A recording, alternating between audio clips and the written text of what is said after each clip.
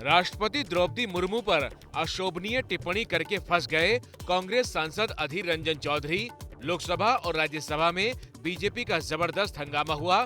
स्मृति ईरानी ने कहा, अधीर के बयान पर सोनिया गांधी माफी मांगे। कांग्रेस के नेता सदन ने देश की राष्ट्रपति को राष्ट्रपत्नी कहकर संबोधित कर उनका अपमान किया। कांग्रेस पार्टी आदिवासी महिला का ये सम्मान बचा नहीं पा रही। कांग्रेस सांसद अधीर रंजन चौधरी ने एबीपी न्यूज के इंटरव्यू में राष्ट्रपति द्रौपदी मुर्मू पर दिया था आपत्तिजनक बयान। एबीपी न्यूज के संवाददाता अंकित गुप्ता ने तब अधीर रंजन को टोका भी था। हिंदुस्तान की राष्ट्रपति जी सबके लिए है। राष्ट्रपति जी नहीं, राष्ट्रपत्नी जी नहीं, राष्ट्रपत्नी जी। हिंदुस्तान की राष्ट्रपत्नी जी सबके लिए है, हमारे लिए क्यों नहीं?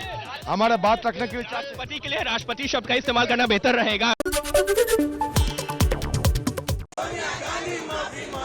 बीजेपी की महिला सांसदों ने खोला अधीर रंजन के खिलाफ मोर्चा। विवाद के बाद अधीर ने कहा, चूक हुई थी। कहा, राष्ट्रपति का अपमान कोई नहीं कर सकता। सोनिया गांधी भी बोली, अधीर पहले ही माफी मांग चुके हैं। एक बार से निकल चुके। उस समय मैं पत्रकार को ढूंढने का कोशिश किया, लेकिन वो मिला नहीं पत्रकार की। उनको कहे थे कि भाई ये बात को मत बोला। बीजेपी माफी मांगने के लिए कह रही है। बीजेपी कुछ बोल सकते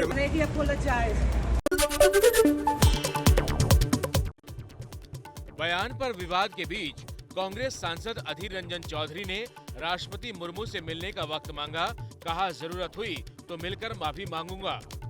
राष्ट्रपत्नी निकाल चुके हैं मेरी जुबान से, गलती से चूक हुई। इसका मतलब फांसी की तख्ते पे चढ़ जाऊं तो कहिए। परसों समय मांगा है, जब समय देंगे आप सबको बुला के सबको कहेगा मैं जाऊंगा।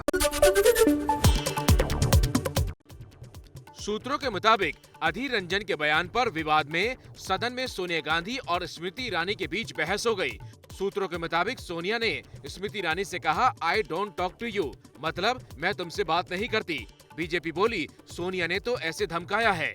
जब श्रीमती सोनिया गांधी ने बात की, उस समय कोई और भी सांसद बगल में आकर के क्या है, क्या हो गया, क्या बात हो रही है, इसे पूछने में you don't talk to me ऐसे करके दूसरे सांसद को ऑलमोस्ट थ्रेटनिंग आवाज से बात की है। पार्थ चटर्जी के कैश कांड के बहाने बीजेपी ने ममता पर साधे हैं निशाने। कोलकाता में प्रदर्शन किया। बीजेपी बोली, जो लोग माँ माटी मानुष का नारा देते थे, आज वे सिर्फ एक ही आवाज निकाल रहे हैं, मनी मनी मनी। हैरानी की बात यह है कि जहां पर पैसे का अंबार, पहाड़ के पहाड़ नोटों के निकल रहे हैं, वहाँ पर ममता बनर्जी जी जैसी जो मुख्यमंत्री हैं, वो एकदम चुप बैठी हैं, एकदम शांत हैं, कोई उन्होंने आवाज़ नहीं निकाली। पश्चिम बंगाल के शिक्षक भर्ती घोटाले में पार्थ चटर्जी की करीबी अर्पिता के दूसरे घर से 27 करोड़ से ज्यादा का कैश मिला है। नोटों की गड्डियां टॉयलेट में छिपा कर रखी गई थी। कल शाम से अर्पिता के ठिकानों पर नई छापेमारी हुई थी। पार्थ चटर्जी की करीबी अर्पिता के पिछले घर से 21 करोड़ से ज्यादा का कैश मिला था।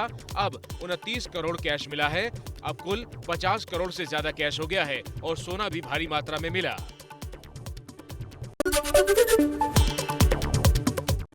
प्रवर्तन निदेशालय की टीम ने कल छापे मारकर अर्पिता के घर से 5 किलो से ज्यादा सोना भी बरामद किया। सोना गहनों में, घड़ी में, बिस्किट में और ईंटों के शक्ल में रखा गया था।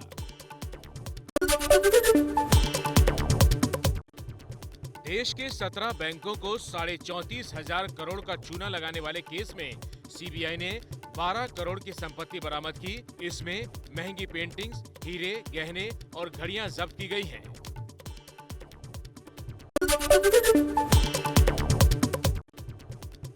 आज से 2 दिन के गुजरात दौरे पर हैं पीएम मोदी।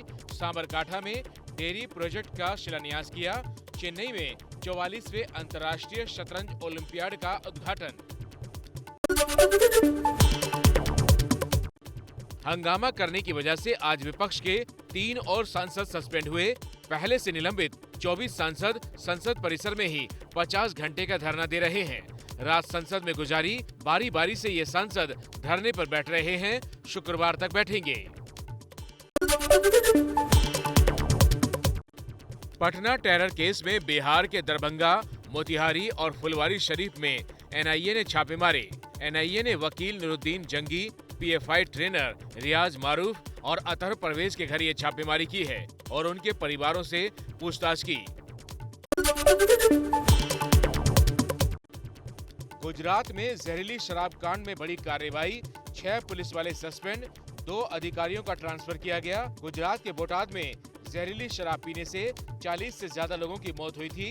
गुजरात में लंबे समय से शराबबंदी लागू है।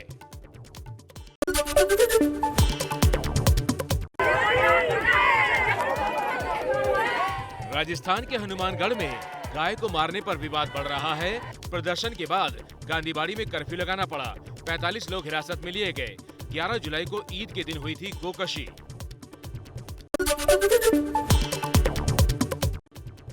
मध्य प्रदेश के सागर में बड़ी लापरवाही हुई। कोरोना वैक्सीन के लिए एक अकेले नर्सिंग स्टाफ को भेजा गया और उसने एक ही सुई से 40 से ज्यादा बच्चों को वैक्सीन लगा दी। एफआईआर दर्ज हो गई है। एक सुई से बीमारी के फैलने का खतरा रहता है।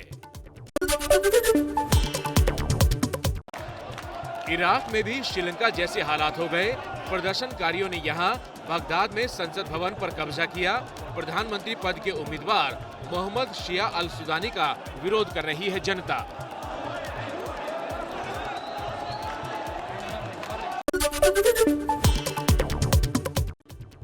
लखनऊ में गोमती रिवर फ्रंट पर बने बुद्ध विहार पार्क में हाथी की मूर्ति चोरी। फाउंटेन के पास लगी थी ये मूर्ति। मध्य प्रदेश में छात्र निशांक मौत के केस पर जांच कर रही एसआईटी के प्रमुख अमृत मीना ने कहा, मामला हत्या का नहीं, सुसाइड का ही लगता है। पुलिस के मुताबिक निशंक ने चीनी कंपनी से लोन भी लिया था। हालांकि पुलिस ने ये भी कहा, पूरी जांच के बाद ही सब कुछ साफ होगा। अभी तक जो जांच हुई है उसमें होमिसाइडल होने के कोई साक्ष्य प्राप्त नहीं हो रहे हैं। तथापि अभी हम जांच के किसी निष्कर्ष पर नहीं पहुंचे हैं। क्या मजबूरी है मेरी, बताइए। मैं अभी आपको बताती हूँ कि मैंने ओए होए होए होए नमकीन के चटकारे लेते हुए टकटकी मार के डिबेट शो को पॉज रिपीट कर करके देख रहे हैं जोगिंदर जी। इनकी तरह आप भी देखें अपनी फेवरेट डिबेट्स को रिपीट कर और डाउनलोड कीजिए एबीपी लाइव ऐप अपने स्मार्ट टीवी पर।